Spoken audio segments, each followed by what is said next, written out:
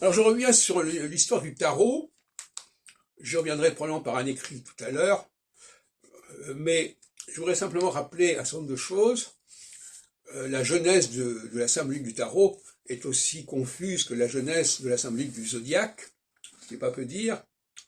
Et il faudrait rappeler que le tarot est à la fois inspiré par certaines images du calendrier des bergers, les images de l'enfer, la fameuse roue qui tourne comme ça, la roue de fortune, on la retrouve dans le calendrier des bergers pour la roue de l'enfer. Il y a le personnage de la mort, évidemment. Et il faut aussi considérer l'iconographie des maisons astrologiques. Parce que cette iconographie, elle existe.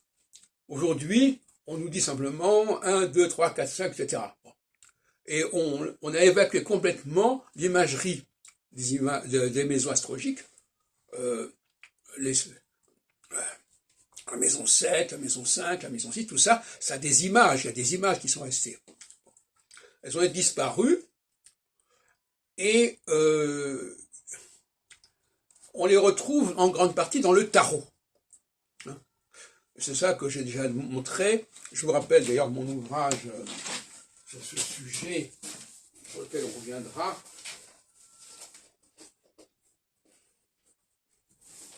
Qui a eu d'ailleurs un certain succès. Voilà.